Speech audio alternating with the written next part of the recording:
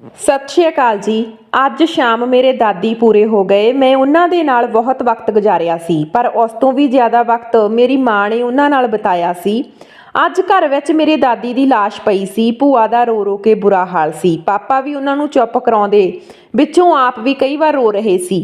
ਮੈਂ ਇਹ ਸਭ ਵਿੱਚ ਆਪਣੀ ਮਾਂ ਨੂੰ ਦੇਖ ਰਹੀ ਸੀ। ਉਹਨਾਂ ਨੇ ਅਜੇ ਤੱਕ ਬਹੁਤ ਹੀ ਹੌਸਲੇ ਨਾਲ ਕੰਮ ਲਿਆ ਸੀ ਕਿ ਜੋ ਸਾਰੇ ਕਹਿੰਦੇ ਨੇ ਉਹ ਸਹੀ ਸੀ। ਵਾਕਈ ਮੇਰੀ ਮੰਮੀ ਨੂੰ ਦਾਦੀ ਦੇ ਜਾਣ ਦਾ ਕੋਈ ਦੁੱਖ ਨਹੀਂ ਸੀ। ਆਖਰ ਮੈਂ ਮੰਮੀ ਤੋਂ ਪੁੱਛ ਹੀ ਲਿਆ ਕਿ ਸਾਰੇ ਦਾਦੀ ਨੂੰ ਰੋ ਰਹੇ ਆ, ਤੁਸੀਂ ਕਿਉਂ ਨਹੀਂ ਰੋ ਰਹੇ? ਤਾਂ ਮੇਰੀ ਮੰਮੀ ਨੇ ਕਿਹਾ, ਆ ਬੈਠ, ਸੁਣ ਮੇਰੀ ਦੋਹਰੀ ਜ਼ਿੰਦਗੀ ਦੀ ਕਹਾਣੀ। ਮੈਂ ਇਹ ਸਭ ਨਹੀਂ ਸੁਣਨਾ ਮੰਮੀ, ਜੋ ਪੁੱਛਿਆ ਬਸ ਉਸ ਦਾ ਜਵਾਬ ਦਿਓ। ਮੇਰੀ ਗੱਲ ਸੁਣ, ਉਹਨਾਂ ਗੁੱਸੇ ਵਿੱਚ ਕਿਹਾ। ਜੇ ਸੁਣਨ ਦਾ ਇੰਨਾ ਹੀ ਸ਼ੌਂਕ ਆ ਤਾਂ ਪੂਰਾ ਸੱਚ ਸੁਣ। ਮੰਮੀ ਨੇ ਕਿਹਾ, ਅੱਜ ਤੋਂ 20 ਸਾਲ ਪਹਿਲਾਂ ਮੇਰਾ ਵਿਆਹ ਤੇਰੇ ਪਾਪਾ ਹਰਸ਼ ਨਾਲ ਹੋਇਆ ਸੀ। ਮੈਂ ਇੱਕ ਮਿਡਲ ਕਲਾਸ ਦੀ ਕੁੜੀ ਸੀ, ਬੀਏ ਪੜ੍ਹੀ, ਜਿਸ ਨੂੰ ਕਦੇ ਇਕੱਲੇ ਬਾਹਰ ਨਹੀਂ ਭੇਜਿਆ। ਮੇਰੇ ਵਿਆਹ ਇੱਕ ਰੀਝ ਘਰ ਦੇ ਵਿੱਚ ਹੋਇਆ। ਮੇਰੇ ਘਰਦਿਆਂ ਨੇ ਇੰਨੇ ਉੱਚੇ ਘਰ ਮੇਰਾ ਰਿਸ਼ਤਾ ਕਰ ਆਪਣੇ ਆਪ ਨੂੰ ਮੇਰੇ ਬੋਝ ਤੋਂ ਆਜ਼ਾਦ ਕਰ ਲਿਆ। ਇਹ ਵੀ ਨਹੀਂ ਸੋਚਿਆ ਕਿ ਉਹ ਇੰਨੇ ਵੱਡੇ ਘਰ ਵਿੱਚ ਐਡਜਸਟ ਕਿਵੇਂ ਕਰੇਗੀ। ਖੈਰ, ਉਹਨਾਂ ਦੀ ਗੱਲ ਬਾਅਦ 'ਚ ਕਰਾਂਗੇ। ਪਹਿਲਾਂ ਤੈਨੂੰ ਤੇਰੇ ਸਵਾਲਾਂ ਦੇ ਜਵਾਬ ਦੇ ਦੇਵਾਂ। ਮੈਂ ਇੱਕ ਬੈਂਕ ਕਰਮਚਾਰੀ ਦੀ ਬੇਟੀ ਹਾਂ। ਪਾਪਾ ਦੀ 35,000 ਸੈਲਰੀ ਵਿੱਚ ਸਾਡਾ ਘਰ ਚੱਲਦਾ ਸੀ। ਮੰਮੀ ਨੇ ਸ਼ੁਰੂ ਤੋਂ ਹੀ ਆਪਣੀ ਚਾਦਰ ਦੇਖ ਕੇ ਪੈਰ ਪਸਾਰਨ ਦੀ ਗੱਲ ਸਿਖਾਈ ਸੀ। ਆਪਣੇ ਪਤੀ ਦਾ ਘਰ ਆਪਣਾ ਹੁੰਦਾ ਇਹ ਸਿਖਾਇਆ ਸੀ। ਮੈਂ ਹਰਸ਼ ਨਾਲ ਇਸ ਘਰ ਵਿੱਚ ਪੈਰ ਰੱਖਿਆ ਸੀ। ਮੈਂ ਘਰ ਵਿੱਚ ਸਭ ਨੂੰ ਆਪਣਾ ਸਮਝਿਆ, ਦਿਲੋਂ ਘਰ ਨੂੰ ਆਪਣਾ ਸਮਝਿਆ ਤੇ ਸਭ ਦਾ ਖਿਆਲ ਰੱਖਣ ਲਈ ਆਪਣਾ ਵਜੂਦ ਤੱਕ ਭੁੱਲ ਗਈ। ਮੇਰੇ ਪਾਪਾ ਨੇ ਆਪਣੀ ਹੈਸੀਅਤ ਤੋਂ ਵੱਧ ਕੇ ਸਾਡੇ ਵਿਆਹ ਵਿੱਚ ਖਰਚਾ ਕੀਤਾ, ਪਰ ਉਹ ਹਰਸ਼ ਦੇ ਘਰਦਿਆਂ ਨੂੰ ਖੁਸ਼ ਨਹੀਂ ਕਰ ਸਕੀ। ਅੱਜ ਤੱਕ ਹਰਸ਼ ਨੇ ਮੇਰੇ ਪਾਪਾ ਨੂੰ ਪਾਪਾ ਨਹੀਂ ਕਿਹਾ, ਪਰ ਮੈਂ ਆਪਣੇ ਪਹਿਲੇ ਦਿਨ ਤੋਂ ਹੀ ਮੰਮੀ ਨੂੰ ਮੰਮੀ ਜੀ ਤੇ ਡੈਡੀ ਨੂੰ ਡੈਡੀ ਜੀ ਕਿਹਾ। ਵਿਆਹ ਤੋਂ ਬਾਅਦ ਜਦੋਂ ਮੈਨੂੰ ਪਹਿਲੀ ਵਾਰ ਸਭ ਨਾਲ ਮਿਲਵਾਇਆ ਗਿਆ, ਉਸ ਵੇਲੇ ਵੀ ਹਾਸੇ ਵਿੱਚ ਹੀ ਮੇਰੀ ਬਹੁਤ ਬੇਇੱਜ਼ਤੀ ਕੀਤੀ ਗਈ। ਮੇਰੀ ਮੰਮੀ ਭੂਆ ਨੂੰ ਕਹਿਣ ਲੱਗੇ, ਕਿਉਂਕਿ ਮੇਰੀ ਭੂਆ ਵੀ ਕੋਲ ਹੀ ਬੈਠੇ ਸੀ, ਦੀਦੀ ਤੁਹਾਨੂੰ ਤਾਂ ਯਾਦ ਹੀ ਹੋਵੇਗਾ, ਤੁਸੀਂ ਵੀ ਉਦੋਂ ਮੰਮੀ ਨੂੰ ਚੁੱਪ ਵੀ ਕਰਾ ਰਹੇ ਸੀ ਤੇ ਮੇਰੇ ਤੇ ਹੱਸ ਵੀ ਰਹੇ ਸੀ।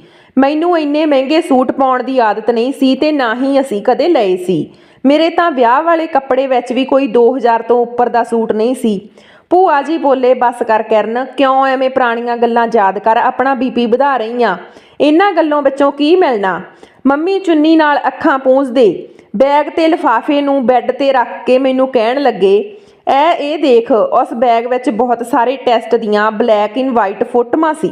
ਇਹ ਕੀ ਹੈ ਮੰਮੀ? ਇਹ ਟੈਸਟ ਨੇ, ਇਹਨਾਂ ਵਿੱਚੋਂ 3 ਤੁਹਾਡੇ ਨੇ ਤੇ ਬਾਕੀ ਜੋ ਮੇਰੇ ਅਬੋਰਸ਼ਨ ਹੋਏ ਨੇ ਉਸਦੇ ਨੇ। ਹੁਣ ਭੂਆ ਵੀ ਮੰਮੀ ਨੂੰ ਹੌਸਲਾ ਦੇ ਰਹੇ ਸੀ। ਖੁਦ ਨੂੰ ਸੰਭਾਲਦੇ ਮੰਮੀ ਬੋਲੇ, ਮੈਨੂੰ ਘਰ ਵਿੱਚ ਨੌਕਰਾਣੀ ਤੋਂ ਥੋੜੀ ਜ਼ਿਆਦਾ ਇੱਜ਼ਤ ਮਿਲੀ ਸੀ, ਬਸ ਇਸ ਤੋਂ ਵੱਧ ਹੋਰ ਕੁਝ ਨਹੀਂ। ਮੇਰਾ ਪਹਿਲਾ ਬੱਚਾ ਹੋਇਆ ਤਾਂ ਘਰ ਵਿੱਚ ਬਹੁਤ ਖੁਸ਼ੀ ਮਨਾਈ ਗਈ। ਇਸ ਲਈ ਨਹੀਂ ਕਿ ਤੇਰੇ ਦਾਦਾ ਦਾਦੀ ਮਾਡਰਨ ਸੋਚਦੇ ਸੀ, ਸਗੋਂ ਇਸ ਲਈ ਕਿ ਵਿਆਹ ਤੋਂ 3 ਸਾਲ ਬਾਅਦ ਰੋਜੀ ਸਾਡੇ ਘਰ ਆਈ ਸੀ। ਰੋਜੀ ਮੇਰੀ ਭੈਣ ਸੀ। ਫਿਰ 2 ਸਾਲ ਬਾਅਦ ਮੈਨੂੰ ਦੂਜੇ ਬੱਚੇ ਲਈ ਮਜਬੂਰ ਕੀਤਾ ਗਿਆ, ਜਦੋਂ ਕਿ ਅਜੇ ਮੈਂ ਤਿਆਰ ਨਹੀਂ ਸੀ। ਫਿਰ ਵੀ ਮੈਂ ਦੂਜੀ ਮਾਂ ਬਣਨ ਵਾਲੀ ਸੀ ਤੇ ਤੇਰੀ ਦਾਦੀ ਮੈਨੂੰ ਡਾਕਟਰ ਕੋਲ ਚੈੱਕਅਪ ਲਈ ਲੈ ਗਈ। ਜੇ ਮੁੰਡਾ ਏ ਤਾਂ ਠੀਕ ਆ, ਨਹੀਂ ਤਾਂ ਸਫਾਈ ਕਰ ਦੋ। ਰੋਜੀ ਤੇ ਤੇਰੇ ਵਿੱਚ 6 ਸਾਲ ਦਾ ਫਰਕ ਜ਼ਰੂਰ ਆ, ਪਰ ਮੈਂ ਤੇਰੇ ਤੋਂ ਪਹਿਲਾਂ 3 ਵਾਰ ਆਪਣਾ ਬੱਚਾ ਗਿਰਾਇਆ। ਤੇਰੇ ਪਾਪਾ ਨੂੰ ਇਹ ਸਭ ਪਤਾ। ਮੰਮੀ ਦੀਆਂ ਅੱਖਾਂ ਵਿੱਚ ਹੰਝੂ ਭਰ ਪਾਪਾ ਵੱਲ ਵੇਖ ਰਹੇ ਸੀ। ਪਾਪਾ ਵੀ ਬੈੱਡ ਦੀ ਇੱਕ ਸਾਈਡ ਤੇ ਬੈਠ ਗਏ। ਮੰਮੀ ਨੇ ਫਿਰ ਬੋਲਣਾ ਸ਼ੁਰੂ ਕਰ ਦਿੱਤਾ। ਕੁਝ ਸਾਲਾਂ ਬਾਅਦ ਮੈਨੂੰ ਫਿਰ ਦਿਨ ਚੜ੍ਹ ਗਏ। ਇਸ ਵਾਰ ਮੈਂ ਤੇਰੇ ਪਾਪਾ ਨੂੰ ਥੋੜਾ ਲੇਟ ਦੱਸਿਆ, ਪਰ ਉਸ ਵੇਲੇ ਮੇਰਾ ਬੀਪੀ ਬਹੁਤ ਵੱਧ ਗਿਆ, ਜਿਸ ਕਾਰਨ ਅਬੋਰਸ਼ਨ ਕਰਨਾ ਔਖਾ ਹੋ ਗਿਆ। ਇਸ ਲਈ ਤੂੰ ਇਸ ਦੁਨੀਆ ਤੇ ਆਈ। ਡਾਕਟਰ ਨੇ ਮੈਨੂੰ ਸਾਫ਼-ਸਾਫ਼ ਕਹਿ ਦਿੱਤਾ ਸੀ ਕਿ ਜੇ ਤੂੰ ਹੁਣ ਮੁੰਡੇ ਬਾਰੇ ਸੋਚਿਆ ਤਾਂ ਤੇਰੀ ਜਾਨ ਨੂੰ ਖਤਰਾ। ਮੈਂ ਫਿਰ ਵੀ ਤੇਰੇ ਆਉਣ ਤੋਂ 4 ਸਾਲ ਬਾਅਦ ਤੇਰੇ ਛੋਟੇ ਭਰਾ ਅਮਨ ਨੂੰ ਜਨਮ ਦਿੱਤਾ। ਮੈਂ ਉਸ ਤੋਂ ਬਾਅਦ ਇੰਨੀ ਬਿਮਾਰ ਹੋ ਗਈ ਕਿ ਬਚਣ ਦੀ ਵੀ ਕੋਈ ਉਮੀਦ ਨਹੀਂ ਸੀ। ਮੈਂ ਬਹੁਤ ਕਮਜ਼ੋਰ ਹੋ ਗਈ। ਫਿਰ ਤੇਰੇ ਨਾਨੀ ਮੈਨੂੰ ਆਪਣੇ ਕੋਲ ਲੈ ਗਏ, ਜਿੱਥੇ ਜਾ ਕੇ ਮੈਂ ਠੀਕ ਹੋਈ। 4 ਮਹੀਨੇ ਬਾਅਦ ਘਰ ਵਾਪਸ ਆਈ। ਘਰ ਆ ਫਿਰ ਤੋਂ ਮੇਰੀ ਸਿਹਤ ਦੀ ਪਰਵਾਹ ਕੀਤੇ ਬਿਨਾਂ ਸਭ ਦਾ ਖਿਆਲ ਰੱਖਦੀ ਰਹੀ। ਮੈਂ ਆਪਣੀ ਪੂਰੀ ਜ਼ਿੰਦਗੀ ਇਸ ਘਰ ਨੂੰ ਦਿੱਤੀ, ਪਰ ਮੈਂ ਕਦੇ ਵੀ ਇਸ ਘਰ ਦੀ ਨਹੀਂ ਬਣ ਸਕੀ। ਹੁਣ ਮੰਮੀ ਉੱਚੀ ਉੱਚੀ ਰੋਣ ਲੱਗੀ। ਰੋਜੀ ਨੇ ਕੋਲ ਜਾ ਕੇ ਉਹਨਾਂ ਨੂੰ ਚੁੱਪ ਕਰਾਇਆ। ਮੰਮੀ ਫਿਰ ਬੋਲਣ ਲੱਗੇ, ਤੇਰੇ ਦਾਦੀ ਅੱਜ ਤੋਂ 10 ਸਾਲ ਪਹਿਲਾਂ ਵੀ ਬਿਮਾਰ ਹੋਏ ਸੀ। ਦੀਦੀ ਤੁਹਾਨੂੰ ਤਾਂ ਯਾਦ ਹੋਵੇਗਾ। ਮੰਮੀ ਨੇ ਰੋਂਦੇ ਹੋਏ ਭੂਆ ਵੱਲ ਵੇਖਿਆ। ਭੂਆ ਜੀ ਨੇ ਵੀ ਅੱਖਾਂ ਪੂੰਝਦੇ ਹਾਂ ਵਿੱਚ ਸਿਰ ਹਿਲਾ ਦਿੱਤਾ। ਉਸ ਵੇਲੇ ਤਾਂ ਦੀਦੀ ਵੀ ਨਹੀਂ ਆਏ ਸੀ। ਤੂੰ ਬਹੁਤ ਛੋਟੀ ਸੀ, ਮੈਂ ਮੰਮੀ ਦੀ ਬਹੁਤ ਸੇਵਾ ਕੀਤੀ, ਪਰ ਜਦੋਂ ਸੇਵਾ ਦਾ ਫਲ ਮਿਲਣਾ ਸੀ ਉਸ ਵੇਲੇ ਮੰਮੀ ਨੇ ਸਭ ਦੇ ਸਾਹਮਣੇ ਕਿਹਾ, ਇਹਨੇ ਮੇਰਾ ਧਿਆਨ ਨਹੀਂ ਰੱਖਿਆ, ਮੈਂ ਤਾਂ ਆਪ ਹੀ ਰੁਲ ਪੁਲ ਕੇ ਠੀਕ ਹੋਈ ਹਾਂ। ਇੱਦਾਂ ਦੀਆਂ ਗੱਲਾਂ ਸੁਣ ਕਿੱਥੇ ਪਿਆਰ ਰਹਿ ਜਾਂਦਾ। ਮੈਂ ਫਿਰ ਵੀ ਚੁੱਪ ਰਹੀ, ਕਿਸੇ ਨੂੰ ਨਹੀਂ ਦੱਸਿਆ, ਕਿਉਂਕਿ ਮੇਰਾ ਹਾਲ ਸੁਣਨ ਵਾਲਾ ਕੋਈ ਨਹੀਂ ਸੀ। ਆਪਣੇ ਹੀ ਘਰ ਵਿੱਚ ਮੈਂ ਗੈਰਾਂ ਦੀ ਤਰ੍ਹਾਂ ਰਹਿੰਦੀ ਰਹੀ। ਦੀਦੀ ਦੇ ਆਉਣ ਤੇ ਮੰਮੀ ਸਾਫ਼ ਕਹਿ ਦਿੰਦੇ ਸੀ ਕਿ ਤੂੰ ਮੇਰੇ ਕਮਰੇ ਵਿੱਚ ਉਦੋਂ ਆਵੀਂ ਜਦੋਂ ਮੈਂ ਬੁਲਾਵਾਂ, ਆਪੇ ਨਹੀਂ ਆਉਣਾ। ਤੇ ਦੀਦੀ ਨੂੰ ਕਹਿੰਦੇ ਜਿੰਨੀ ਦੇਰ ਮੈਂ ਆਵਾਜ਼ ਨਾ ਦੇਵਾਂ ਇਹ ਉੱਥੇ ਆਉਂਦੀ ਨਹੀਂ। ਬੋਲਿਓ ਦੀਦੀ, ਮੈਂ ਝੂਠ ਬੋਲ ਰਹੀ ਹਾਂ ਜਾਂ ਸੱਚ? ਭੂਆ ਦੇ ਵਗਦੇ ਹੰਝੂ ਮੰਮੀ ਦੀ ਸੱਚਾਈ ਦਾ ਸਬੂਤ ਦੇ ਰਹੇ ਸੀ। 500 ਗਜ ਦੀ ਕੋਠੀ, 4 ਕਾਰਾਂ, 2 ਡਰਾਈਵਰ, ਪਰ ਮੈਂ ਆਪਣੀ ਮਰਜ਼ੀ ਨਾਲ ਕਿਤੇ ਜਾ ਨਹੀਂ ਸਕਦੀ ਸੀ। ਮੇਰੇ ਵਿਆਹ ਤੇ ਤੇਰੇ ਨਾਨਾ ਜੀ ਨੇ ਇੱਕ ਸੋਨੇ ਦਾ ਸੈੱਟ ਪਾਇਆ ਸੀ ਤੇ ਸਾਡਾ ਵਿਆਹ ਸਿੰਪਲ ਸੀ ਤੇ ਰਿਸੈਪਸ਼ਨ ਬਹੁਤ ਵੱਡੀ, ਹਜ਼ਾਰਾਂ ਲੋਕ ਆਏ ਸੀ। ਇੰਨੇ ਵੱਡੇ ਘਰਾਂ ਨਾਲ ਸਾਡਾ ਰਿਸ਼ਤਾ ਜੁੜਿਆ ਹੈ। ਇਹ ਦੇਖ ਪਾਪਾ ਵੀ ਹੈਰਾਨ ਸੀ। ਮੇਰੇ ਵਿਆਹ ਤੋਂ ਬਾਅਦ ਪਹਿਲੇ ਦਿਨ ਤੋਂ ਹੀ ਗਰੀਬ ਘਰ ਦੀ ਨੂੰਹ ਲੈ ਕੇ ਆਂਦੀ ਆ, ਅਸੀਂ ਕੁਝ ਨਹੀਂ ਲਿਆ, ਸਾਨੂੰ ਕੁਝ ਨਹੀਂ ਚਾਹੀਦਾ, ਇਹੀ ਸੁਣਦੀ ਰਹੀ। ਕਿਸੇ ਨੇ ਇਹ ਨਹੀਂ ਕਿਹਾ ਕਿ ਘਰ ਸਾਂਭਣ ਵਾਲੀ ਆ, ਪੜ੍ਹੀ ਲਿਖੀ ਆ, ਸਭ ਦਾ ਖਿਆਲ ਰੱਖਦੀ ਆ, ਬਸ ਹਰ ਵਕਤ ਨੀਚਾ ਦਿਖਾਉਣਾ ਤੇ ਦੂਜਿਆਂ ਸਾਹਮਣੇ ਚੰਗਾ ਬਣਨਾ। ਫਿਰ ਵੀ ਮੈਂ ਇਹ ਸਭ ਸਹਿ ਗਈ, ਕਿਉਂਕਿ ਕਿਤੇ ਨਾ ਕਿਤੇ ਇਹ ਸੱਚ ਵੀ ਸੀ। ਮੰਮੀ ਬੋਲਦੇ ਰੋ ਰਹੇ ਸੀ। ਰੋਜੀ ਬੋਲੀ, ਮੰਮੀ ਬਸ ਕਰੋ, ਮਨ ਦਾ ਦਿਮਾਗ ਖਰਾਬ ਹੋ ਗਿਆ ਜੋ ਐਵੇਂ ਬੋਲੀ ਜਾ ਰਹੀ ਆ, ਤੁਸੀਂ ਚੁੱਪ ਕਰੋ ਤੇ ਚਲੋ ਮੇਰੇ ਕਮਰੇ 'ਚ। ਮੈਨੂੰ ਮੇਰੀ ਮੰਮੀ ਤੇ ਬਹੁਤ ਤਰਸ ਆ ਰਿਹਾ ਸੀ, ਪਰ ਮੇਰੇ ਸਵਾਲ ਅਜੇ ਵੀ ਖਤਮ ਨਹੀਂ ਸੀ ਹੋਏ। ਮੈਂ ਉਹਨਾਂ ਨੂੰ ਪੁੱਛਿਆ ਕਿ ਤੁਸੀਂ ਇੰਨਾ ਸਭ ਕਿਉਂ ਬਰਦਾਸ਼ਤ ਕੀਤਾ? ਤੁਸੀਂ ਪਾਪਾ ਨੂੰ ਛੱਡ ਕਿਉਂ ਨਹੀਂ ਚਲੇ ਗਏ? ਤੁਸੀਂ ਪੜ੍ਹੇ ਲਿਖੇ ਸੀ, ਆਪਣੇ ਪੈਰਾਂ ਤੇ ਖੜੇ ਹੋ ਸਕਦੇ ਸੀ। ਮੈਂ ਸ਼ਾਇਦ ਅਜੇ ਹੋਰ ਵੀ ਬੋਲਦੀ, ਪਰ ਮੰਮੀ ਪਹਿਲਾਂ ਹੀ ਬੋਲ ਪਏ। ਬਚਪਨ ਤੋਂ ਹੀ ਸਾਨੂੰ ਮਿਡਲ ਕਲਾਸ ਕੁੜੀਆਂ ਨੂੰ ਇਹੀ ਪੜ੍ਹਾਇਆ ਜਾਂਦਾ, ਪੇਕੇ ਘਰੋਂ ਡੋਲੀ ਉੱਠੇਗੀ, ਸਹੁਰੇ ਘਰੋਂ ਅਰਥੀ ਉੱਠਣੀ ਚਾਹੀਦੀ ਆ। ਨਾਲੇ ਜੋ ਮੇਰੇ ਨਾਲ ਹੋ ਰਿਹਾ ਸੀ ਉਹ ਕੋਈ ਅਨੋਖਾ ਤਾਂ ਥੋੜਾ ਸੀ, ਸਭ ਨਾਲ ਇੰਝ ਹੀ ਹੁੰਦਾ, ਕਿਸੇ ਨਾਲ ਜ਼ਿਆਦਾ, ਕਿਸੇ ਨਾਲ ਥੋੜਾ। ਮੇਰੀ ਗਲਤੀ ਸਿਰਫ ਇੰਨੀ ਸੀ ਕਿ ਮੈਂ ਇੱਕ ਮਿਡਲ ਕਲਾਸ ਦੀ ਕੁੜੀ ਹੋ ਕੇ ਹਰਸ਼ ਵਰਗੇ ਰੀਜ਼ ਨਾਲ ਵਿਆਹ ਕੀਤਾ। ਉਹਨਾਂ ਨੂੰ ਮੇਰੀ ਖੁਸ਼ੀ ਦੀ ਕੋਈ ਫਿਕਰ ਨਹੀਂ ਸੀ, ਬਸ ਉਹ ਮੇਰੇ ਭੈਣ ਭਰਾ ਦੇ ਵਿਆਹ ਤੇ ਮੇਰੇ ਨਾਲ ਖੜੇ ਹੋ ਗਏ। ਮੇਰੇ ਲਈ ਇਹੀ ਬਹੁਤ ਸੀ। ਹਰਸ਼ ਕਰਕੇ ਮੇਰੇ ਭੈਣ ਭਰਾ ਦਾ ਰਿਸ਼ਤਾ ਬਹੁਤ ਵਧੀਆ ਘਰ ਵਿੱਚ ਜੁੜ ਗਿਆ। ਰਹੀ ਗੱਲ ਤੇਰੇ ਪਾਪਾ ਨੂੰ ਛੱਡ ਜਾਣ ਦੀ, ਤਾਂ ਉਹ ਮੈਂ ਸੋਚੀ ਜ਼ਰੂਰ ਸੀ, ਪਰ ਹਿੰਮਤ ਨਾ ਕਰ ਸਕੀ, ਕਿਉਂਕਿ ਮੈਨੂੰ ਉਸ ਵੇਲੇ ਕਿਸੇ ਦੀ ਸਪੋਰਟ ਨਹੀਂ ਸੀ। ਮੈਨੂੰ ਯਾਦ ਆ ਜਦੋਂ ਮੈਂ ਆਪਣੀ ਮਾਂ ਨੂੰ ਆਪਣੇ ਨਾਲ ਹੋ ਰਹੇ ਵਿਵਹਾਰ ਵਾਲੇ ਦੱਸਿਆ ਤਾਂ ਉਹ ਬੋਲੇ, ਮੈਂ ਜਦੋਂ ਬਹੁਤ ਬਿਮਾਰ ਹੋ ਗਈ ਤਾਂ ਉਸ ਵੇਲੇ ਤੁਹਾਨੂੰ ਦੋਹਾਂ ਨੂੰ ਲੈ ਕੇ ਮੈਂ ਆਪਣੇ ਪੇਕੇ ਗਈ ਤੇ ਦਿਲ ਹੀ ਦਿਲ ਅੰਦਰ ਇਹ ਫੈਸਲਾ ਕਰ ਲਿਆ ਕਿ ਮੈਂ ਹਰਸ਼ ਨੂੰ ਛੱਡ ਦੇਣਾ। ਪਾਪਾ ਨੂੰ ਕਹਿ ਦੇਣਾ ਕਿ ਕਿਤੇ ਛੋਟੀ ਮੋਟੀ ਨੌਕਰੀ ਕਰ ਲੈਣੀ ਆ ਜਿਸ ਨਾਲ ਤੁਹਾਨੂੰ ਪਾਲ ਸਕਾਂ। ਪਰ ਜਦੋਂ ਮੈਂ ਆਪਣੀ ਮਾਂ ਨੂੰ ਇਹ ਸਾਰੀ ਗੱਲ ਦੱਸੀ ਤਾਂ ਉਹ ਹਲਕਾ ਜਿਹਾ ਹੱਸਦੇ ਹੋਏ ਬੋਲੇ, ਇਹ ਕਿਹੜਾ ਗੱਲਾਂ 'ਚੋਂ ਗੱਲ ਆ? ਸੱਸ ਮਾਂ ਦਾ ਕਿਹਾ ਦਿਲ ਤੇ ਨਹੀਂ ਲਗਾਈਦਾ।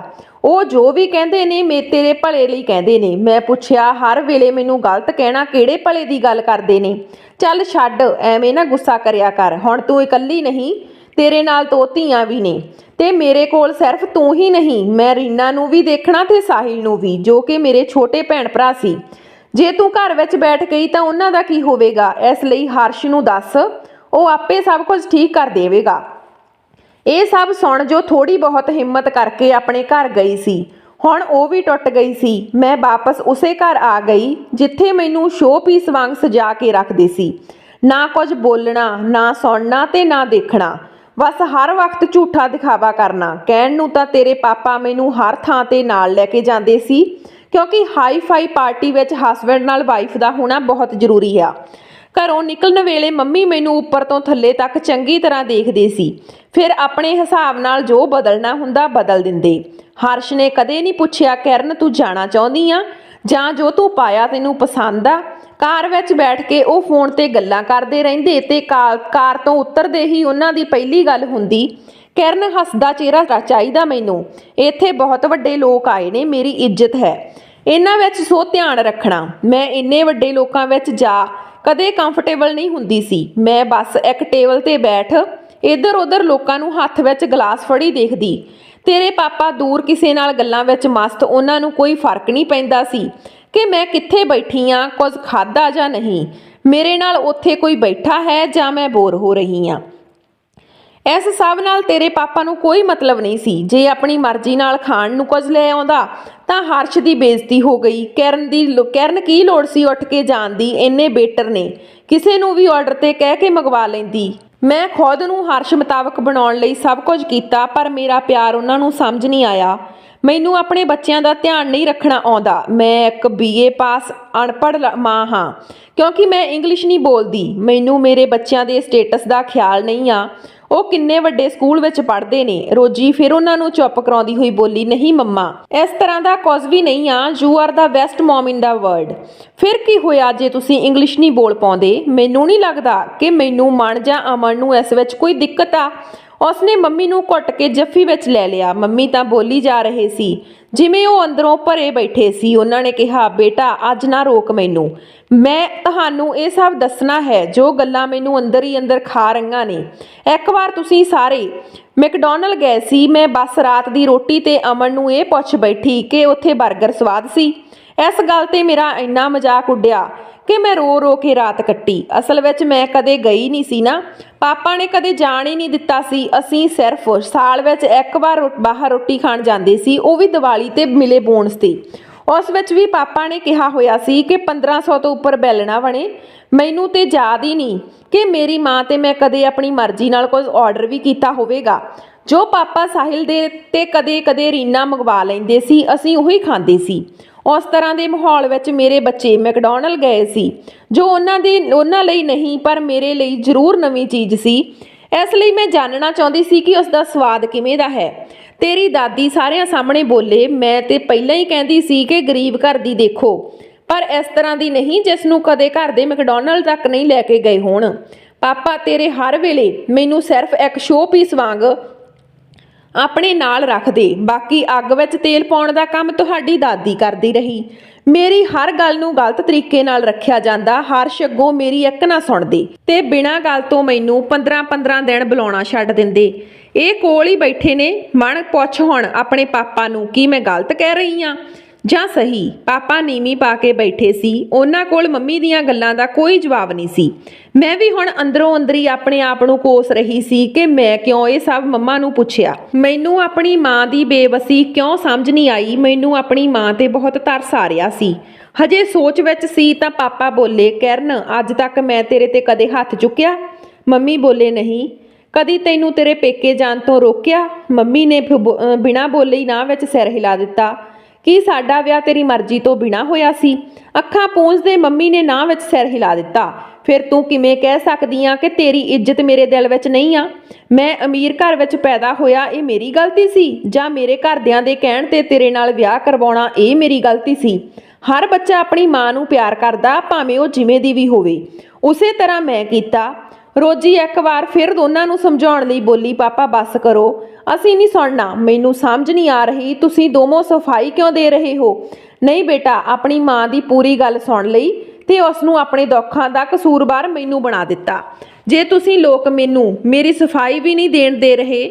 ਦਿੱਲੀ ਵਿੱਚ 84 ਦੇ ਕਤਲੇਆਮ ਨੇ ਸਿਰਫ ਸਿੱਖਾਂ ਦਾ ਹੀ ਨਹੀਂ ਬਲਕਿ ਪੂਰੀ ਦਿੱਲੀ ਦਾ ਬੁਰਾ ਹਾਲ ਕਰ ਦਿੱਤਾ ਸੀ।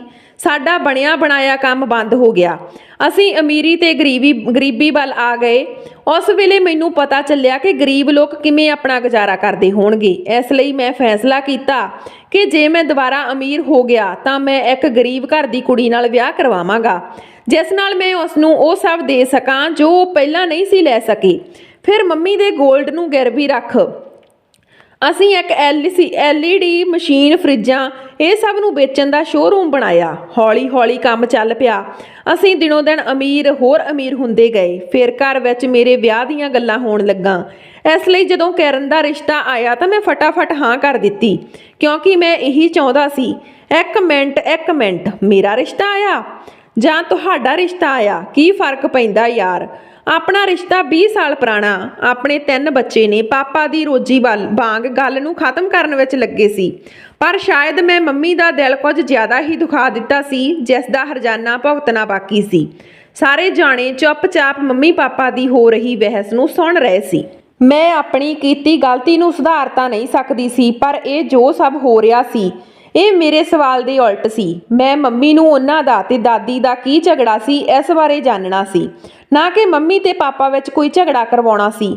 ਅਖੀਰ ਭੂਆ ਵਿੱਚ ਬੋਲੇ, ਤੁਸੀਂ ਦੋਵੇਂ ਚੁੱਪ ਕਰ ਜਾਓ, ਐਵੇਂ ਇੱਕ ਦੂਜੇ ਦੀਆਂ ਗਲਤੀਆਂ ਅੱਜ 20 ਸਾਲ ਬਾਅਦ ਯਾਦ ਕਰ ਰਹੇ ਹੋ। ਨਾ ਕਿਰਨ ਨੇ ਰਿਸ਼ਤਾ ਭੇਜਿਆ ਸੀ, ਨਾ ਹਰਸ਼ ਨੇ। ਇਹ ਮੇਰੀ ਸੱਸ ਦੀ ਚਾਲ ਸੀ, ਮੰਮੀ ਨੂੰ ਸਾਰੀ ਉਮਰ ਨੀਚਾ ਦਿਖਾਉਣ ਦੀ। ਸਭ ਤੋਂ ਪਹਿਲਾਂ ਮੈਂ ਹੀ ਬੋਲੀ, ਕੀ ਕਹਿ ਰਹੇ ਹੋ ਭੂਆ ਜੀ, ਤੁਹਾਡੀ ਸੱਸ? ਹਾਂ ਬੇਟਾ, ਮੇਰਾ ਰਿਸ਼ਤਾ ਵਿਨੋਦ ਨਾਲ ਤੈਅ ਹੋਇਆ ਸੀ, ਪਰ ਉਹਨਾਂ ਨੇ ਪਾਪਾ ਤੋਂ ਬਹੁਤ ਦਾਜ ਮੰਗਿਆ।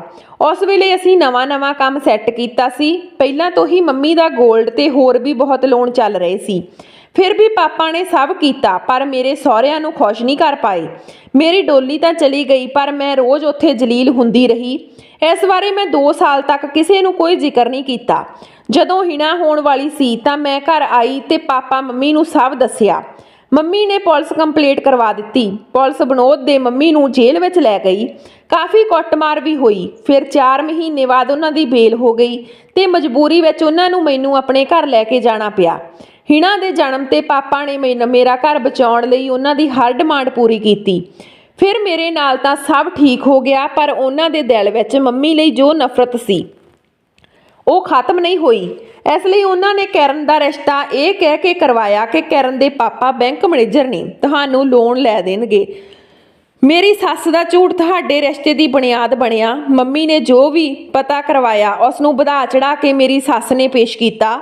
ਮੰਮੀ ਉਹਨਾਂ ਦੀਆਂ ਗੱਲਾਂ ਵਿੱਚ ਆ ਗਈ। ਉਹਨਾਂ ਨੂੰ ਲੱਗਿਆ ਕਿ ਜੋ ਉਹਨਾਂ ਦੀ ਗੱਲ ਮੰਨ ਨੂੰ ਇਹ ਰਿਸ਼ਤਾ ਕਰਨਗੇ ਤਾਂ ਸਾਡਾ ਰਿਸ਼ਤਾ ਹੋਰ ਮਜ਼ਬੂਤ ਹੋ ਜਾਵੇਗਾ ਤੇ ਪਿਛਲੀਆਂ ਸਾਰੀਆਂ ਗੱਲਾਂ ਤੇ ਮਿੱਟੀ ਪੈ ਜਾਵੇਗੀ। ਪਰ ਉਹ ਨਹੀਂ ਜਾਣਦੇ ਸੀ ਕਿ ਮੰਮੀ ਇਹ ਸਭ ਬਦਲਾ ਲੈਣ ਲਈ ਕਰ ਰਹੇ ਨੇ। ਉਹਨਾਂ ਮੇਰੀ ਸੱਸ ਤੇ ਵਿਸ਼ਵਾਸ ਕਰ ਇਹ ਰਿਸ਼ਤਾ ਪੱਕਾ ਕਰ ਦਿੱਤਾ। ਉਹਨਾਂ ਤਾਂ ਫੇਰੇ ਵਾਲੇ ਦਿਨ ਤੁਹਾਡਾ ਘਰ ਦੇਖਿਆ। ਉਸ ਦਿਨ ਉਹਨਾਂ ਨੂੰ ਬਹੁਤ ਵੱਡਾ ਝਟਕਾ ਲੱਗਿਆ। ਫਿਰ ਸਭ ਬਦਲ ਗਿਆ। ਅਸੀਂ ਅਮੀਰੀ ਤੋਂ ਗਰੀਬੀ ਦੇਖੀ ਸੀ, ਜਿਸ ਨੂੰ ਸਹਿ ਪਾਉਣਾ ਬਹੁਤ ਮੁਸ਼ਕਲ ਸੀ, ਪਰ ਕੁਝ ਦੇਰ ਬਾਅਦ ਅਸੀਂ ਅਮੀਰ ਹੋ ਗਏ। ਮੰਮੀ ਨੇ ਸਿਰਫ ਇਹੋ ਚਾਹਿਆ ਸੀ ਕਿ ਕੁੜੀ ਵਾਲੇ ਸਾਡੇ ਤੋਂ ਅਮੀਰ ਨਾ ਹੋਣ, ਪਰ ਗਰੀਬ ਵੀ ਹੋਣ। ਮੇਰੀ ਸੱਸ ਦੀ ਚਲਾਕੀ ਦਾ ਜਦੋਂ ਉਹਨਾਂ ਨੂੰ ਪਤਾ ਲੱਗਾ ਤਾਂ ਬਹੁਤ ਦੇਰ ਹੋ ਚੁੱਕੀ ਸੀ। ਤੁਹਾਡਾ ਵਿਆਹ ਹੋ ਚੁੱਕਿਆ ਸੀ। ਉਹਨਾਂ ਇਹ ਰਿਸ਼ਤਾ ਤੜਵਾਉਣ ਦੀ ਬਹੁਤ ਕੋਸ਼ਿਸ਼ ਕੀਤੀ, ਪਰ ਗੱਲ ਨਾ ਬਣੀ। ਹਰਸ਼ ਤਿਆਰ ਨਾ ਹੋਇਆ। ਉਹ ਹਰ ਵੇਲੇ ਮੰਮੀ ਨੂੰ ਸਮਝਾਉਂਦਾ ਕਿ ਜੇ ਆਂਟੀ ਸਾਡੇ ਨਾਲ ਗੇਮ ਖੇਡ ਗਏ ਤਾਂ ਉਸ ਵਿੱਚ ਕਿਰਨ ਦੀ ਕੀ ਗਲਤੀ ਆ, ਮੈਂ ਉਸ ਨੂੰ ਨਹੀਂ ਛੱਡਾਂਗਾ। ਭੂਆ ਦੀ ਗੱਲ ਅਜੇ ਖਤਮ ਨਹੀਂ ਹੋਈ ਸੀ ਕਿ ਪਾਪਾ ਐਨਕ ਪੂੰਝਦੇ ਹੋਏ ਬੋਲੇ, ਮੈਂ ਉਸ ਵੇਲੇ ਚਾਹੁੰਦਾ ਤਾਂ ਤੈਨੂੰ ਛੱਡ ਕੇ ਹੋਰ ਕਿਸੇ ਨਾਲ ਨਵੀਂ ਜ਼ਿੰਦਗੀ ਸ਼ੁਰੂ ਕਰ ਸਕਦਾ ਸੀ, ਪਰ ਮੈਂ ਇੰਜ ਨਹੀਂ ਕੀਤਾ। ਜਦੋਂ ਮੰਮੀ ਹਰਸ਼ ਨੂੰ ਸਮਝਾਉਣ ਵਿੱਚ ਨਾਕਾਮਯਾਬ ਰਹੇ ਤਾਂ ਉਹਨਾਂ ਮੇਰੇ ਕੰਨ ਭਰਨੇ ਸ਼ੁਰੂ ਕਰ ਦਿੱਤੇ ਕਿ ਕਿਰਨ ਆਲਸੀ ਆ, ਪੈਸੇ ਦੇਖ ਪਾਗਲ ਹੋ ਗਈ ਆ, ਉਹਨਾਂ ਦਾ ਖਿਆਲ ਨਹੀਂ ਰੱਖਦੀ। ਜਦ ਕਿ ਇਹ ਸਭ ਗਲਤ ਤੇ ਝੂਠ ਸੀ ਜੋ ਮੈਨੂੰ ਘਰ ਦੇ ਨੌਕਰਾਂ ਤੋਂ ਪਤਾ ਚੱਲਦਾ ਰਹਿੰਦਾ ਸੀ। ਮੰਮੀ ਬਸ ਚਾਹੁੰਦੇ ਸੀ ਕਿ ਕਿਸੇ ਤਰੀਕੇ ਰਿਸ਼ਤਾ ਟੁੱਟ ਜਾਵੇ, ਪਰ ਉਹਨਾਂ ਦੇ ਪਰਿਵਾਰ ਤੇ ਕੋਈ ਗੱਲ ਨਾ ਆਵੇ। ਫਿਰ ਬੱਚਾ ਨਹੀਂ ਹੁੰਦਾ ਦਾ ਡਰਾਮਾ, ਇਹ ਸਭ ਮੇਰੇ ਸਾਹਮਣੇ ਹੋਇਆ। ਮੇਰੀ ਸੱਸ ਇਹ ਸਭ ਦੇਖ ਕੇ ਬਹੁਤ ਖੁਸ਼ ਹੁੰਦੀ ਸੀ ਤੇ ਗੱਲਾਂ ਵਿੱਚ ਮੈਨੂੰ ਕਹਿੰਦੀ ਮੈਂ ਮੇਰਾ ਬਦਲਾ ਲੈ ਲਿਆ। ਮੇਰੀ ਮਾਂ ਤੋਂ ਹੁਣ ਉਸ ਦੀ ਇੱਜ਼ਤ ਘਰ ਘਰ ਨਿਲਾਮ ਹੋਵੇਗੀ। ਮੈਂ ਤਾਂ ਉਸ ਦਿਨ ਦਾ ਇੰਤਜ਼ਾਰ ਕਰ ਰਹੀ ਹਾਂ ਜਿਸ ਦਿਨ ਕਿਰਨ ਇਸ ਘਰ ਵਿੱਚੋਂ ਚਲੀ ਜਾਵੇਗੀ। ਮੈਂ ਉਸ ਦਿਨ ਤੇਰੀ ਮਾਂ ਦੀ ਬੇਇੱਜ਼ਤੀ ਹਰ ਘਰ ਜਾ ਕੇ ਆਪ ਕਰਾਂਗੀ। ਉਸ ਦਿਨ ਮੈਨੂੰ ਅਹਿਸਾਸ ਹੋਇਆ ਕਿ ਮੰਮੀ ਜਾਣੀ ਕਿ ਮੇਰੀ ਸੱਸ ਅੱਜ ਵੀ ਮੇਰੀ ਮਾਂ ਨਾਲ ਕਿੰਨੀ ਨਫ਼ਰਤ ਕਰਦੀ ਆ। ਫਿਰ ਰੋਜੀ ਦੇ ਆਉਣ ਤੇ ਇੱਕ ਵੱਡਾ ਸਾਰਾ ਫੰਕਸ਼ਨ ਕਰਨਾ, ਪਰ ਕਿਰਨ ਦੇ ਪਰਿਵਾਰ ਨੂੰ ਨਾ ਬੁਲਾਉਣਾ, ਬਾਅਦ ਵਿੱਚ ਮਾਫੀ ਦਾ ਡਰਾਮਾ, ਇਹ ਸਭ ਮੇਰੇ ਸਾਹਮਣੇ ਹੋਇਆ। ਪਰ ਮੈਂ ਕੀ ਕਰਦੀ, ਕਿੰਜ ਉਹਨਾਂ ਖਿਲਾਫ ਜਾਂਦੀ। ਅਖੀਰ ਉਹ ਮੇਰੀ ਮਾਂ ਸੀ, ਪਰ ਉਹਨਾਂ ਨਾਲ ਇਹ ਦੋਹਰੀ ਜ਼ਿੰਦਗੀ ਜਿਉਂਦੇ ਮੈਂ ਆਪ ਥੱਕ ਗਈ ਸੀ। ਭੂਆ ਬੋਲਦੇ ਮੰਮੀ ਕੋਲ ਬੈਠੀ ਰੋਣ ਲੱਗੇ। ਮੈਂ ਹਜੇ ਵੀ ਸੋਚ ਰਹੀ ਸੀ ਕਿ ਅਖੀਰ ਮੈਂ ਪੁੱਛਿਆ ਕੀ ਸੀ ਤੇ ਲੋਕ ਦੱਸ ਕੀ ਰਹੇ ਨੇ। ਖੈਰ ਮੇਰੇ ਘਰ ਦਾ ਹਰ ਮੈਂਬਰ ਦੋਹਰੀ ਜ਼ਿੰਦਗੀ ਜੀ ਰਿਹਾ ਸੀ। ਉਹਨਾਂ ਦੀਆਂ ਗੱਲਾਂ ਸੁਣਦੇ ਖਿਲਰੇ ਕਾਗਜ਼ ਵਾਪਸ ਲਿਫਾਫੇ ਵਿੱਚ ਪਾਉਣ ਲੱਗੀ। ਉਸ ਵਿੱਚੋਂ ਇੱਕ ਰਿੰਗ ਵੀ ਨਿਕਲੀ ਜੋ ਸਿਰਫ ਮੈਂ ਦੇਖੀ ਤੇ ਚੁੱਕ ਆਪਣੀ ਉਂਗਲੀ 'ਚ ਪਾ ਲਈ ਤੇ ਪੁੱਛਿਆ ਇਹ ਕਿਸ ਦੀ ਆ। ਮੈਂ ਇੱਕ ਵਾਰ ਫਿਰ ਆਪਣੀ ਮਾਂ ਨੂੰ ਦੁਖੀ ਕਰ ਦਿੱਤਾ। ਉਤਾਰ ਇਸ ਰਿੰਗ ਨੂੰ, ਪਾਪਾ ਬੋਲੇ। ਮੈਂ ਡਰ ਗਈ ਤੇ ਫਟਾਫਟ ਉਸ ਰਿੰਗ ਨੂੰ ਉਤਾਰ ਪਾਪਾ ਵੱਲ ਕਰ ਦਿੱਤਾ। ਕਿਰਨ ਤੂੰ ਇਸ ਰਿੰਗ ਨੂੰ ਹਜੇ ਵੀ ਸੰਭਾਲ ਕੇ ਰੱਖਿਆ, ਕਿਸ ਦੀ ਆ ਇਹ ਰਿੰਗ? ਮੈਂ ਦੁਬਾਰਾ ਪੁੱਛਿਆ ਤਾਂ ਮੰਮੀ ਰੋਂਦੇ ਹੋਏ ਬੋਲੇ ਇਹ ਰਿੰਗ ਤੇਰੀ ਦਾਦੀ ਦੀ ਆ। ਕਿਰਨ ਮੈਂ ਤੈਨੂੰ ਕਿਹਾ ਸੀ ਇਸ ਨੂੰ ਚੇਂਜ ਕਰਵਾ ਲੈ, ਤੂੰ ਹਜੇ ਵੀ ਇਸ ਨੂੰ ਰੱਖਿਆ? ਹਾਂਜੀ, ਇਸ ਰਿੰਗ ਨੂੰ ਦੇਖ ਕੇ ਮੈਨੂੰ ਮੇਰੀ ਔਕਾਤ ਨਜ਼ਰ ਆਉਂਦੀ ਆ। ਮੈਂ ਦੋਹਾਂ ਦੀ ਗੱਲ ਵਿੱਚ ਬੋਲ ਪਈ, ਉਹ ਹੈਲੋ, ਮੈਨੂੰ ਵੀ ਦੱਸੇਗਾ ਕਿ ਕੀ ਚੱਲ ਰਿਹਾ। ਇਹ ਸਭ ਕੀ ਆ? ਕੁਝ ਨਹੀਂ ਬੇਟਾ, ਇੱਕ ਵਾਰ ਤੇਰੀ ਦਾਦੀ ਦੀ ਰਿੰਗ ਗੁੰਮ ਗਈ ਸੀ। ਉਹਨਾਂ ਨੇ ਕਿਰਨ ਨੂੰ ਪੁੱਛਿਆ ਕਿ ਘਰ ਕੋਈ ਆਇਆ ਸੀ। ਇਸ ਨੇ ਕਿਹਾ ਨਹੀਂ। ਉਹ ਕਹਿੰਦੇ ਇੱਕ ਵਾਰੀ CCTV ਵਿੱਚ ਰਿਕਾਰਡਿੰਗ ਚੈੱਕ ਕਰ ਲੈਂਦੇ ਆ। ਬਸ ਮਾਂ ਤੇਰੀ ਨੂੰ ਲੱਗਾ ਮੈਨੂੰ ਚੋਰ ਕਿਹਾ। ਵਾਹ ਜੀ ਵਾਹ, ਕਿੰਨੇ ਆਰਾਮ ਨਾਲ ਇੰਨੀ ਵੱਡੀ ਗੱਲ ਕਹਿ ਗਏ। ਮੈਂ ਦੱਸਦੀ ਆ ਮਣ, ਤੈਨੂੰ ਹੋਇਆ ਇੰਜ ਕਿ ਹਰ ਵਾਰ ਦੀ ਤਰ੍ਹਾਂ ਉਸ ਦਿਨ ਵੀ ਮੈਂ ਬਾਹਰ ਜਾਣਾ ਸੀ। ਮੰਮੀ ਤੇ ਤੇਰੇ ਪਾਪਾ ਵੀ ਤਿਆਰ ਹੋ ਰਹੇ ਸੀ। ਮੈਂ ਤਿਆਰ ਹੋ ਕੇ ਮੰਮੀ ਦੇ ਕਮਰੇ 'ਚ ਗਈ। ਹਰ ਵਾਰ ਦੀ ਤਰ੍ਹਾਂ ਉਹਨਾਂ ਆਪਣੇ ਹਿਸਾਬ ਨਾਲ ਮੈਨੂੰ ਤਿਆਰ ਕੀਤਾ। ਅਸੀਂ ਪਾਰਟੀ ਤੇ ਗਏ ਤੇ ਫਿਰ ਵਾਪਸ ਆ ਗਏ। ਮੈਂ ਵਾਪਸ ਆ ਕੇ ਮੰਮੀ ਦੇ ਦਿੱਤੇ ਗਹਿਣੇ ਉਤਾਰ ਦਿੱਤੇ, ਉਹਨਾਂ ਦੇ ਕਮਰੇ 'ਚ ਹੀ ਰੱਖ ਦਿੱਤੇ। ਮੰਮੀ ਉਦੋਂ ਉੱਥੇ ਹੀ ਸੀ। 3 ਦਿਨਾਂ ਬਾਅਦ ਮੰਮੀ ਇੱਕ ਪਾਰਟੀ ਤੇ ਗਏ, ਮੈਂ ਘਰ ਹੀ ਸੀ। ਮੇਰੇ ਮੰਮੀ ਪਾਪਾ ਮੈਨੂੰ ਮਿਲਣ ਆਏ ਹੋਏ ਸੀ। ਮੰਮੀ ਬਸ 5 ਕੁ ਮਿੰਟ ਉਹਨਾਂ ਕੋਲ ਰੁਕੇ ਤੇ ਫਿਰ ਚਲੇ ਗਏ। ਹਰਸ਼ ਤਾਂ ਹਮੇਸ਼ਾ ਘਰ 'ਚ ਹੀ ਸੀ, ਘਰ ਹੀ ਨਹੀਂ ਸੀ। ਖੈਰ ਰਾਤੀ ਜਦੋਂ ਮੰਮੀ ਵਾਪਸ ਆਏ ਤਾਂ ਮੈਨੂੰ ਆਪਣੇ ਕਮਰੇ ਵਿੱਚ ਬੁਲਾ ਕੇ ਬੋਲੇ, ਕਿਰਨ ਮੇਰੀ ਰਿੰਗ ਕਿੱਥੇ ਆ? ਮੈਂ ਕਿਹਾ ਕਿਹੜੀ ਰਿੰਗ ਮੰਮੀ ਜੀ? ਕਹਿੰਦੇ ਉਹੀ ਜੋ ਕੁਝ ਦਿਨ ਪਹਿਲਾਂ ਪਾਈ ਸੀ। ਮੈਂ ਕਿਹਾ ਮੰਮੀ ਜੀ, ਮੈਂ ਉਹ ਸੈੱਟ ਦੇ ਨਾਲ ਹੀ ਤੁਹਾਨੂੰ ਮੋੜ ਦਿੱਤੀ ਸੀ। ਮੇਰੇ ਕੋਲ ਤਾਂ ਮੇਰੇ ਹੀ ਸੈੱਟ ਪਈ ਆ, ਤੁਸੀਂ ਚਾਹੋ ਤਾਂ ਦੇਖ ਲਓ। ਮੰਮੀ ਅੱਗੋਂ ਗੁੱਸੇ ਵਿੱਚ ਬੋਲੇ, ਇਹ ਸਾਡੇ ਘਰ ਪਹਿਲੀ ਵਾਰ ਹੋਇਆ ਕਿ ਕੋਈ ਚੀਜ਼ ਗੁੰਮੀ ਹੋਈ ਆ। ਅੱਜ ਤੱਕ ਸੂਈ ਤੱਕ ਨਹੀਂ ਬਾਹਰ ਗਈ। ਕੱਲ ਤੇਰੇ ਪੇਕੇ ਆਏ ਸੀ, ਕਿਤੇ ਗਲਤੀ ਨਾਲ ਉਹਨਾਂ ਕੋਲ ਤਾਂ ਨਹੀਂ? ਮੈਂ ਮੰਮੀ ਵੱਲ ਦੇਖ ਕੇ ਬੋਲੀ, ਗਲਤੀ ਦਾ ਮਤਲਬ? ਤੁਸੀਂ ਮੇਰੇ ਤੇ ਮੇਰੇ ਪਰਿਵਾਰ ਤੇ ਸ਼ੱਕ ਕਰ ਰਹੇ ਹੋ? ਉਹ ਤੁਹਾਡੀ ਰਿੰਗ ਲੈ ਕੇ ਜਾਣਗੇ? ਮੈਂ ਇੰਨਾ ਬੋਲ ਉੱਚੀ ਉੱਚੀ ਰੋਣ ਲੱਗ ਪਈ ਤੇ ਮੰਮੀ ਮੇਰੇ ਕੋਲੋਂ ਉੱਠ ਕੇ ਕੈਮਰੇ ਦੀ ਰਿਕਾਰਡਿੰਗ ਚੈੱਕ ਕਰਨ ਲੱਗੇ ਕਿ ਉਹ ਕਿੰਨੇ ਵਜੇ ਆਏ ਸੀ, ਕਿੰਨੇ ਵਜੇ ਗਏ ਤੇ ਮੈਂ ਕੀ ਉਹਨਾਂ ਨੂੰ ਖਾਣ ਨੂੰ ਦਿੱਤਾ। ਸਭ ਦੇਖਿਆ। ਫਿਰ ਰਾਤੀ ਜਦੋਂ ਡੈਡੀ ਤੇ ਹਰਸ਼ ਆਏ ਤਾਂ ਉਹਨਾਂ ਸਾਹਮਣੇ ਵੀ ਮੇਰੀ ਬਹੁਤ ਬੇਇੱਜ਼ਤੀ ਕੀਤੀ। ਮੈਂ ਬਸ ਇੱਕ ਪਾਸੇ ਖੜੀ ਰੋਂਦੀ ਰਹੀ। ਇੰਨੀ ਦੇਰ ਨੂੰ ਹਰਸ਼ ਤੇ ਡੈਡੀ ਮੰਮੀ ਦੇ ਕਮਰੇ ਵਿੱਚ ਗਏ ਤੇ ਬਾਕੀ ਜੁਐਲਰੀ ਚੈੱਕ ਕਰਨ ਲੱਗੇ। ਉੱਥੇ ਹੀ ਮੰਮੀ ਦੇ ਪਰਸ ਦੀ ਜੇਬ ਫਟਣ ਹੋਣ ਕਾਰਨ ਰਿੰਗ ਉਸ ਵਿੱਚ ਵੜ ਗਈ ਸੀ।